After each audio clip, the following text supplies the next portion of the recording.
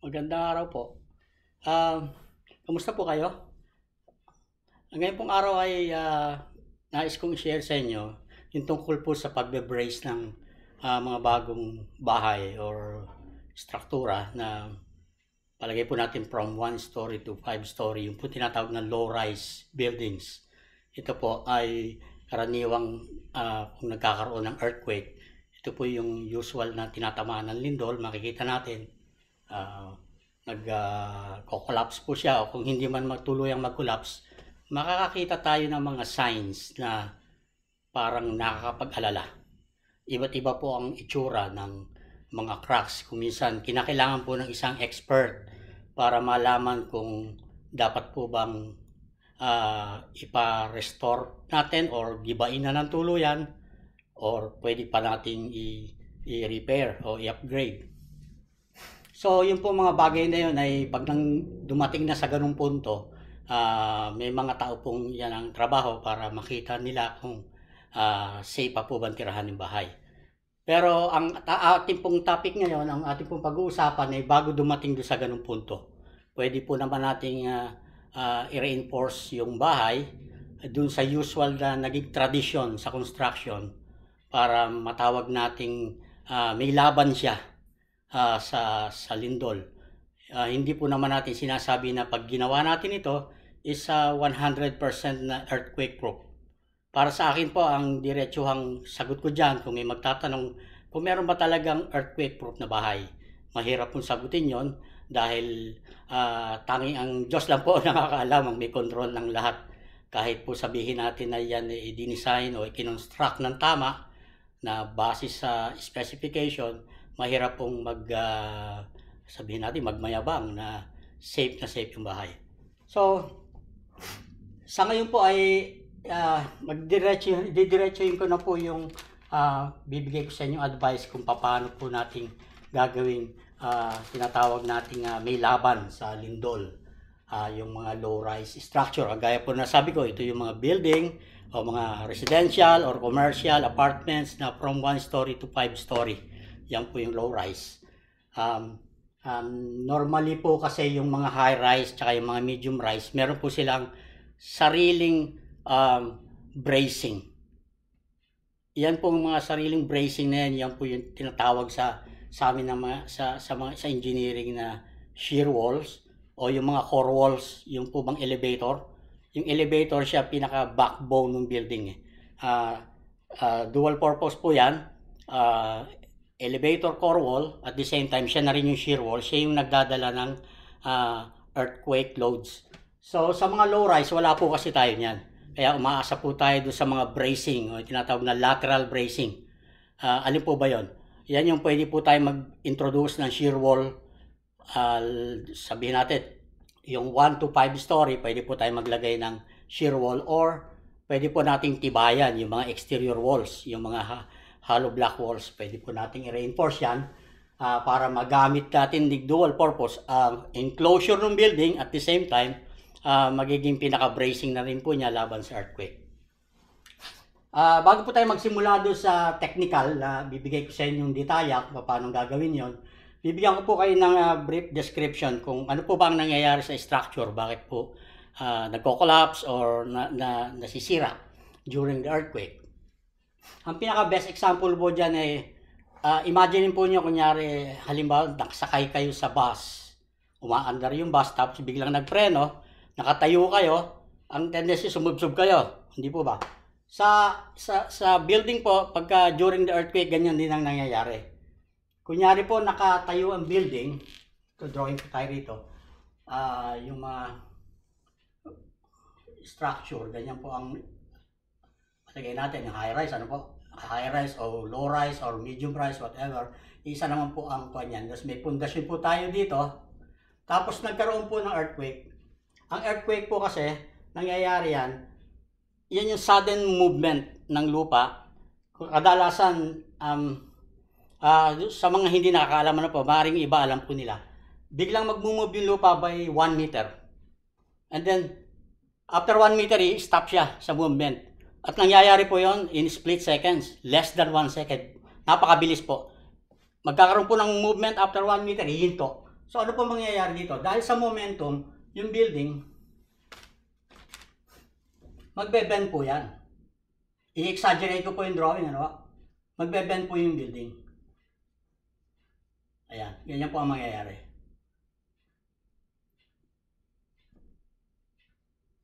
So, yung unang galaw niya, nag-displace po siya. Gumalaw siya, gano'n. And then, hindi pa po tapos yun. Pag galaw niya, natural, dahil nakapix siya sa baba, babalik siya. Parang pendulum, pag gano'n siya. So, kagaya po na nasabi ko, sa high-rise, meron po silang earthquake bracing, yun nga yung mga elevator core wall, na para i-resist yung bending, gano'n. Kaya kadalasan po ang mga nagko-collapse, yung nadadamage yung mga low-rise, wala po silang core wall sa gitna eh.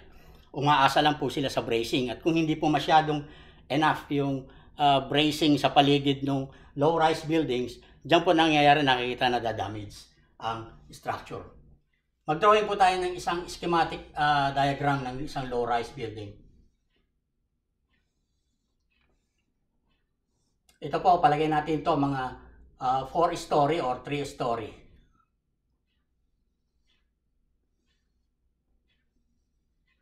One, two, three, 4. 4-story building, ano po?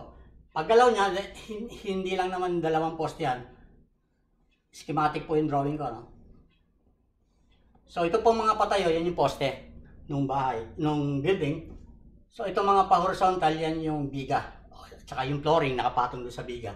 So, ganun din ang tendency, pag gumalaw, magkakaroon din siya ng movement na gano'n. Magde-deflect siya. Lahat yan, gagalaw yan.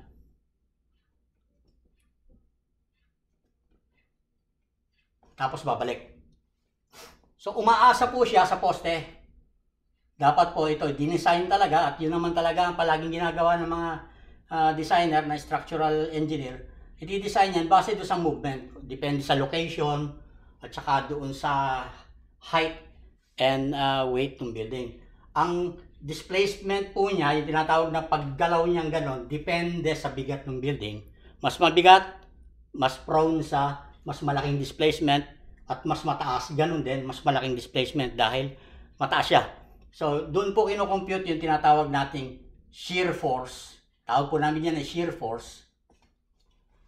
Na siyang, ang tendency, putulin niya ito. Pinuputol po niya to.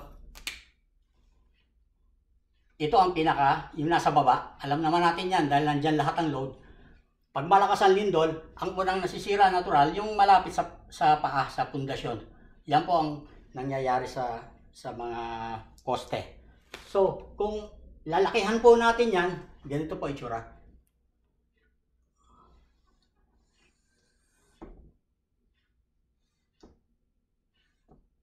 Kumuha po tayo ng isang segment dito. Kunyari itong part na to.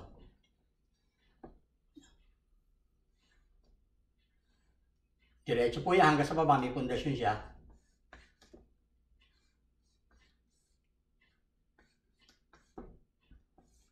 Aakyat doon sa taas. Ano po? Papunta doon sa second floor level. Ito yung second floor. Kaya mahaba pa yan doon. Bibiga dito.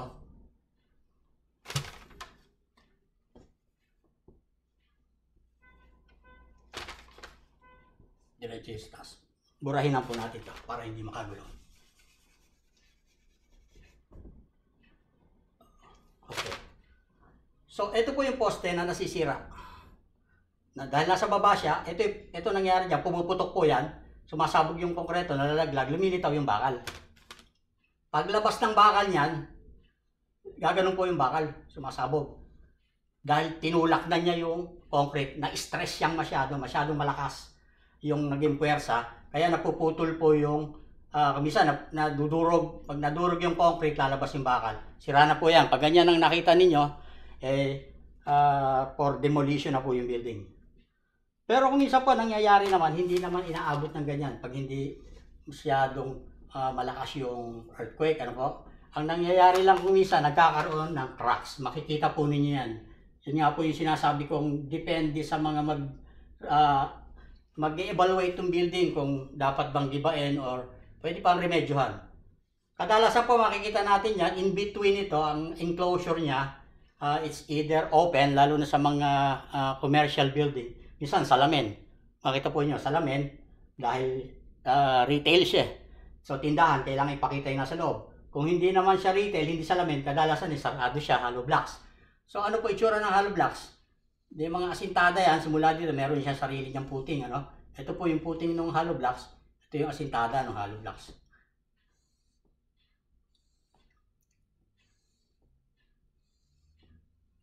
Kita po natin yan, ganyan. Yan yung hollow blocks. So, sa drawing ko po, sana nakaka-relate kayo kung ano ibig kong sabihin. So, in between nitong mga concrete posts, meron po tayong hollow blocks na nagsasara dyan sa nagiging enclosure nung mismo kabahayan o nung building. So, pag na-damage po siya ng earthquake, kung mapapansin ninyo, kung naging curious kayo, may mga picture kayong nakita o sa TV, ang nadadamage po dyan, unang-una itong hollow blocks. Makakita kayo ng mga cracks. Dahil ang displacement sa taas, gumanon siya, dito nakapik sa baba, ang tendency niyan, parang pinaghihiwalay mo siya. Gano'n po ang nangyayari. Tumaas ito, tumulak siya doon, naiwan ito sa baba, kaya nagkakaroon po ng shear resistance. Dahil ito is non-structural component ng building, ang nangyayari yan, siya una nadadamage bago bumigay yung poste. Dahil ito structural to eh. So makikita niyo po ang mga cracks na nag-a-appear sa mga walls.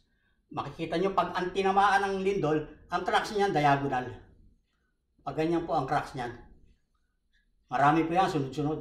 Kumisan, lumalagpas pa siya hanggang doon sa mga biga at saka sa poste.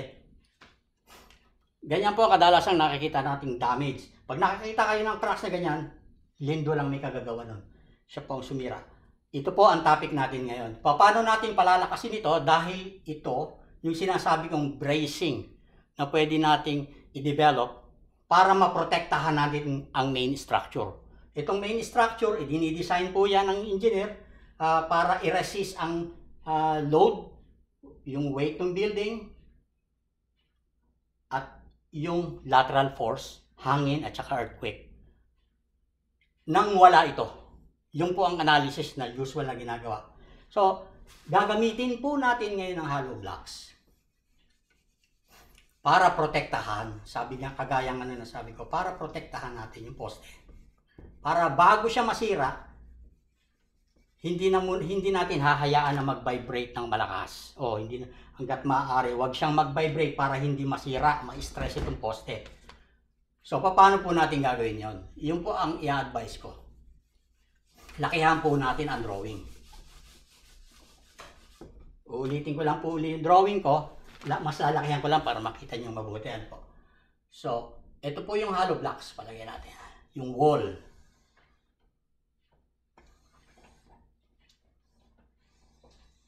Yan yung hollow blocks. Tapos, ito po yung poste. Papunta doon sa baba.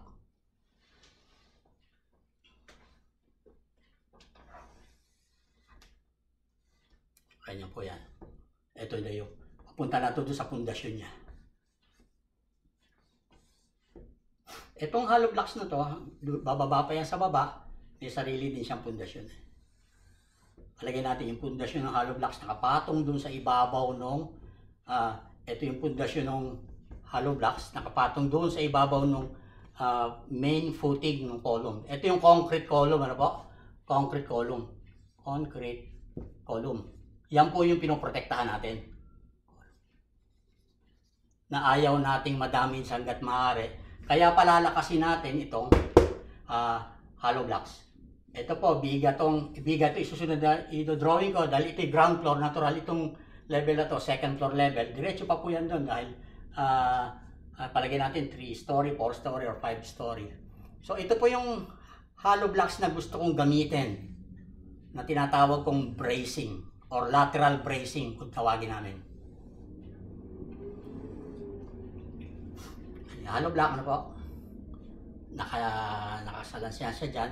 Hindi ko natatapusin yung kumpletong yung drawing dahil kulang po tayo sa oras. Yan. Sana po nakaka-relate kayo. No? May mga bakal po yan. Ang usual na ginagawa po nila dyan, ang bakal, every 3 layers yung pa-horizontal. Ang bakal. Every 3 layers. 1, 2, 3. Doon nila ipapatong yung susunod na bakal. Pero ang isasuggest ko po, every 2 layers. Pero lagpasan siya, true and true doon sa mga poste. Dahil 6 meters naman ang haba ng isang commercial length ng bakal, yun yung pinakamaigsi. Kung ito ay ang spacing nito ay 4 meters o 4.5 meters, sobra-sobra pa, kaya nating ilagpas siya. So every 2 layers, maglagay tayo ng horizontal. Lagpas siya dun. Every 2 layers, maglagay tayo. So, yun po yung kaibahan. Sa sinasabi ko, yung iba ginagawa every 3 layers. Pangalawa po, sa vertical naman, ang gagawin natin, yung iba ang ginagawa nila every 2 hollow blocks. Or every 1.5 hollow blocks, naglalagay sila. Kung ito-drawing ko po, i-magnify ko yung top view ng hollow blocks. Alam po natin lahat ang itsura ng hollow blocks. Drawing po rito, kita rito. Kung lalakihan natin ang drawing ng hollow blocks, ganyan ang itsura nun, di po ba? Tapos may 3 butas yan eh.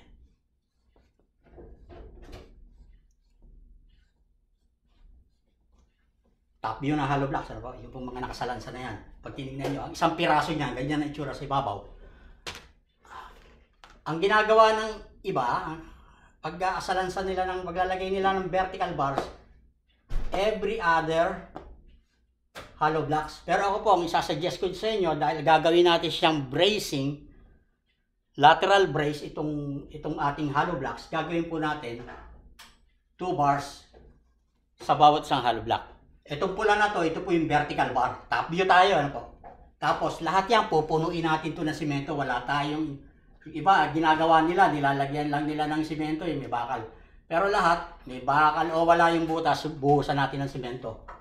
So, 2 bakal, vertical, para sa isang hollow blocks. Ito yun. Palagay natin, ito po. Ito po yun. Tagusan din niya sa taas dahil kadalasan naman ito 10 feet, ano? 3 meters ang height ng from floor to floor. 6 meters naman yung height ng isang commercial bar. Sabi ko nga, mula dito sa baba, akit sa doon. Lagpasan niya siya dyan. So, ito isang hollow block, 2 bakal. So, hindi ko na po ito drawing lahat. So, ganyan po. Sa horizontal, every 2 layers. Sa vertical, 2 bakal. Bubuhusan natin ng simento. At ito po ang isa ko pang isasuggest. Mas maganda po sa akin kasi 2 klase ang ginagawa dyan ng mga contractor. Meron nung ginagawa nila, ang style nila, binubuhusan muna nila yung poste. Pundasyon, poste, tapos biga. Then may iwan po yung butas, tapos aasintadahan nila ng hollow blocks. Okay din po yon. Basta nasunod din nyo itong ginawa, pinakita ko sa inyo. Pwede naman nilang iabang yung bakal eh. Pag gano'n ang sistema, iabang lang nila yung bakal, hindi naman nyo pwede iabang ng larguhan yan. Mag-abang lang sila dito ng bakal. Every 2 layers din ang provision ninyo. Ini-expect ninyo na every 2 layers yung spacing sa vertical. Ito naman po, kailangan lumagpas ito ng 2 pie mula dito sa face ng kuwan. Minimum yan, 2 feet minimum. Mula dun sa face nitong poste. Kabilaan, ganun din dun sa kabila. 2 feet din. 2 feet minimum. Ano po. Tapos, popormahan na nila yan. Para pagka nabuhusan na yan, ay asintada, itatali nyo na ngayon itong bakal na to na magmi-meet silang 2. So, yung pong aking ina-advise naman, sa bandang ano na po natin gawin yon. Sa bandang huli na natin, iasintada muna natin yung hollow blocks. Bakit po ganun ang sinabi ko? Iwanan muna nitong space na to, hollow blocks dyan, susunod hollow blocks ulit, butas yan. Pero may bakal na tayo dahil may pundasyon na tayo, may bakal na tayo ng poste dyan. Nakaganon na yung bakal ng poste. Diretso yun sa taas. Diretso dun sa taas. Hindi ko na masyadong drawing yan. So, paglagay po nito, larguhan yan, diretso, kagaya ng sinasabi ko kanina. Nakaasintada na yan, meron lang na tayo open dito para doon sa poste pag nailagay yung mga bakal. So, maganda din po ito dahil unang-una, pag binuhos yung poste, yung hollow blocks, yung dulo ng hollow blocks, automatic, kakainin siya ng buhos, ng poste. Kapit na kapit siya at yun po yung gusto nating mangyari. Kapit na kapit ang hollow blocks doon sa binuhusan nating poste. At pati na rin yung bakal, talagang diretso nating largo siya, diretsuhan. pagkabuhos natin ng poste. Maganda rin po yon dahil ang forma nun, ang formworks, dalawang side lang. Unlike kung iiwanan natin open to, 4 na side yung popormahan natin. Dito, dalawang side lang. Ngayon, kung mas makapal yung poste, lalagyan lang nila ng kahoy yan na 2x2 doon sa thickness para umusli ng konti doon siya sa thickness ng hollow blocks. I hope nasusundan nyo po ang ibig kong sabihin, lalo na kung yung mga contractor, alam po nila yung ibig kong sabihin. Ang ine-emphasize ko lang po dito, yung bakal, spacing ng horizontal, every 2 layers, at every vertical naman po, every hollow blocks, dalawa po. At ang gagamitin mo po nating size, di media, or yung 12 mm. Sa ganun pong paraan, nagawa po natin itong hollow blocks ay parang bracing o lateral brace noong buong kabahayan sa paikot, sa perimeter, ano po, para maprotektahan natin mag-vibrate yung building. Pagka ganyan po ang sitwasyon, effective yung number of bakal, ang dami ng bakal at yung kapit niya sa poste, mapipigilan po natin mag-vibrate ng lalagpas doon sa allowed vibration or sa maximum allowable bending nitong poste. Bago ma-stress itong foundation, ito muna ang bibigay. Kasi siguro natin malabong mangyari dahil sa ginawa nating reinforcement. So, yun po ang sinasabi ko. Simple lang po ang construction, pero kung titignan ninyo at kukumpara ninyo sa naging conventional ng construction, yun po ang kaibahan. Yung size ng bakal, naging dimedya, wala po tayong gagamitin na mas maliit sa dimedya, puro, dimedya, patayo, at saka horizontal, and then yung spacing. Yun lang po ang gusto kong malaman para mapigilan po natin yung vibration ng structure. Yung po namang halo na ipapalaman natin sa loob dito, mas matapang po doon sa usual na ginagamit na pampalitada. Dahil gagamitin po natin siyang reinforcement nitong hollow blocks. At kung may budget naman po, mas maganda sana ang hollow blocks na gagamitin natin yung load bearing.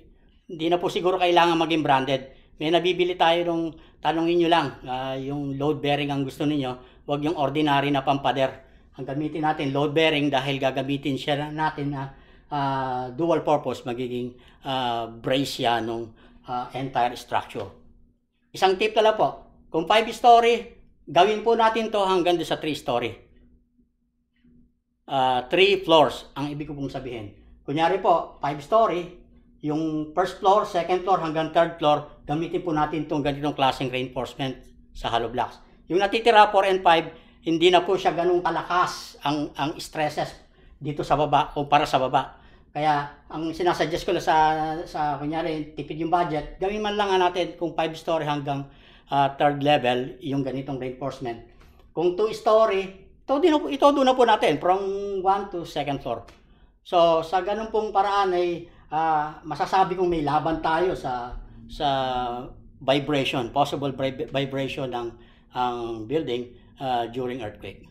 Well, sana po ay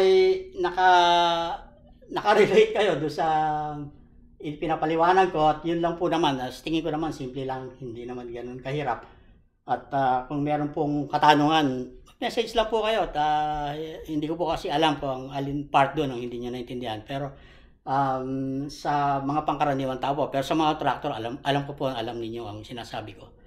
At yung pong mga nakapanood ng video, kung pwede lang po sana, pakishare na lang ninyo sa mga inaakala ninyong makikinabang, lalong-lalo na po sa mga contractors, para po yung technology ma-transfer po natin sa iba.